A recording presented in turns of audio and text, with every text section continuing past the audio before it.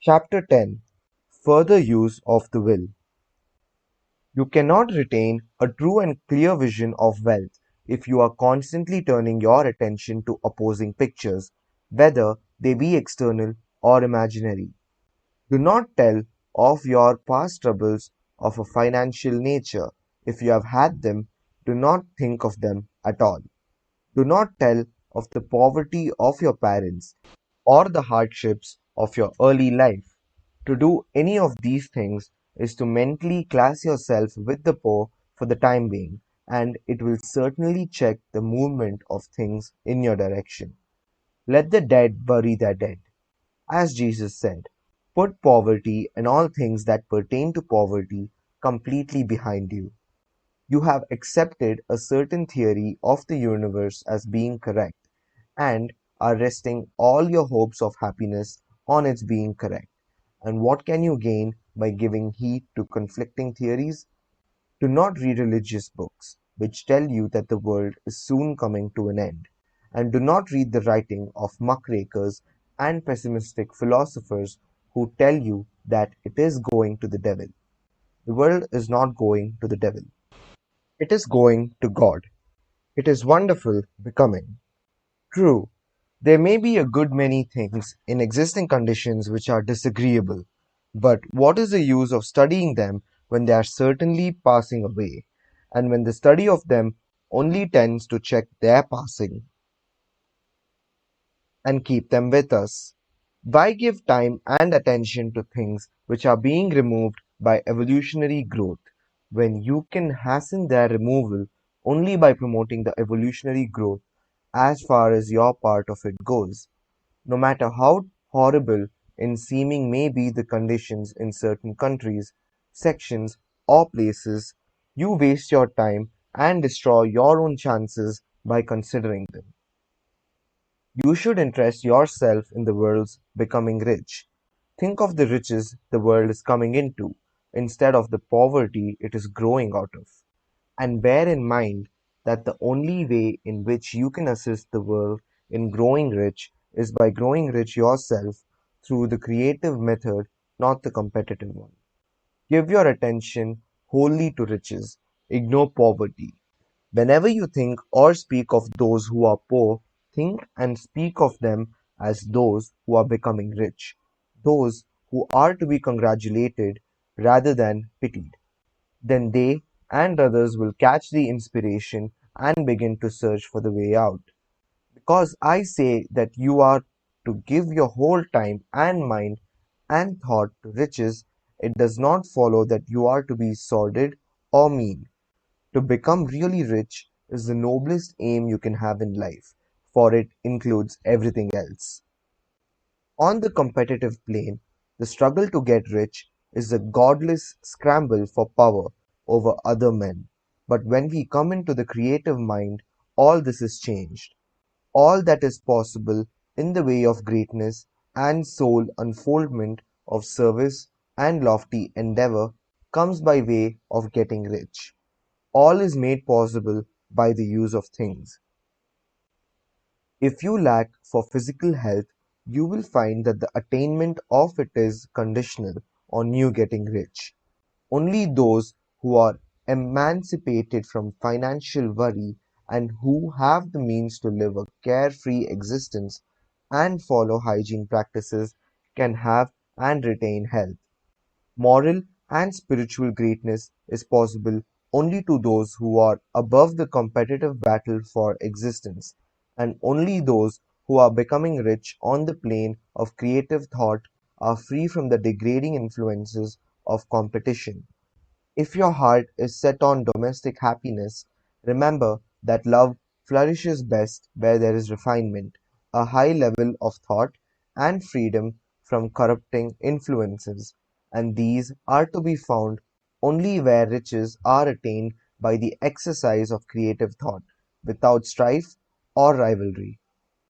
You can aim at nothing so great or noble, I repeat, as to become rich, and you must fix your attention upon your mental picture of riches to the exclusion of all that may tend to dim or obscure the vision. You must learn to see the underlying truth in all things. You must see beneath all seemingly wrong conditions the great one life ever moving forward toward fuller expression and more complete happiness. It is the truth that there is no such thing as poverty, that there is only wealth. Some people remain in poverty because they are ignorant of the fact that there is wealth for them, and these can best be taught by showing them the way to affluence in your own person and practice. Others are poor because while they feel that there is a way out, they are too intellectually indolent to put forth the mental effort necessary to find that way and by travel it. And for these, the very best thing you can do is to arouse their desire by showing them the happiness that comes from being rightly rich. Others still are poor because, while they have some notion of science, they have become so swamped and lost in the maze of metaphysical and occult theories that they do not know which road to take. They try a mixture of many systems and fail in all. For these, again, the very best thing to do is to show the right way in your own person and practice. An ounce of doing things is worth a pound of theorizing.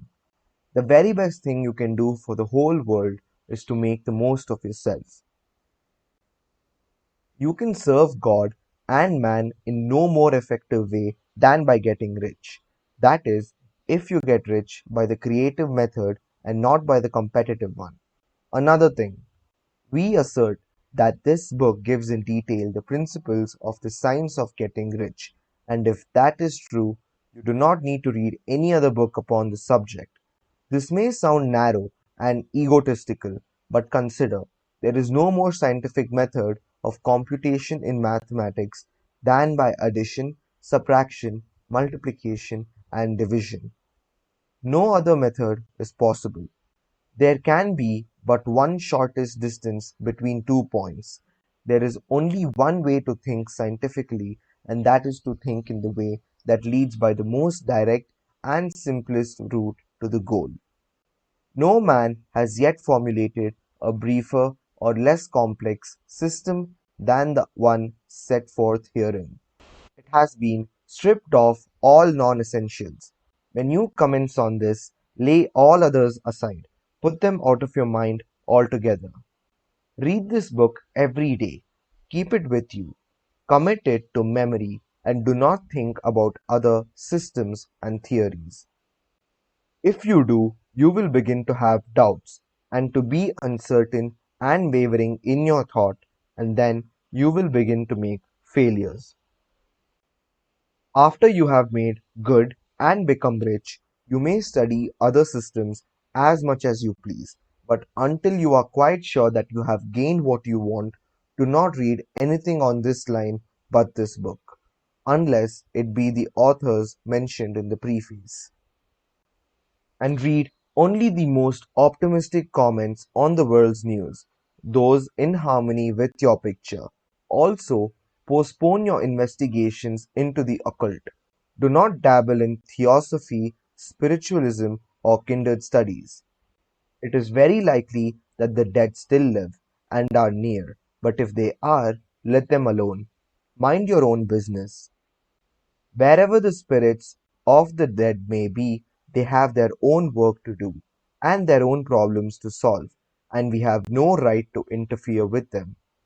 We cannot help them, and it is very doubtful whether they can help us, or whatever we have any right to trespass upon their time, if they can. Let the dead and the hereafter alone, and solve your own problem. Get rich. If you begin to mix with the occult, you will start mental cross currents which will surely bring your hopes to shipwreck. Now, this and the preceding chapters have brought us to the following statement of basic facts. There is a thinking stuff from which all things are made, and which, in its original state, permeates, penetrates, and fills the interspaces of the universe. A thought in this substance produces the thing that is imaged by the thought. Man can form things in his thought, and by impressing his thought upon formless substance, can cause the thing he thinks about to be created. In order to do this, man must pass from the competitive to the creative mind. He must form a clear mental picture of the things he wants, and hold this picture in his thoughts with the fixed purpose to get what he wants, and the unwavering faith that he does get what he wants, closing his mind against all that may tend to shake his purpose, dim his vision, or quench his faith. And in addition to all this, we shall now see that he must live and act in a certain way.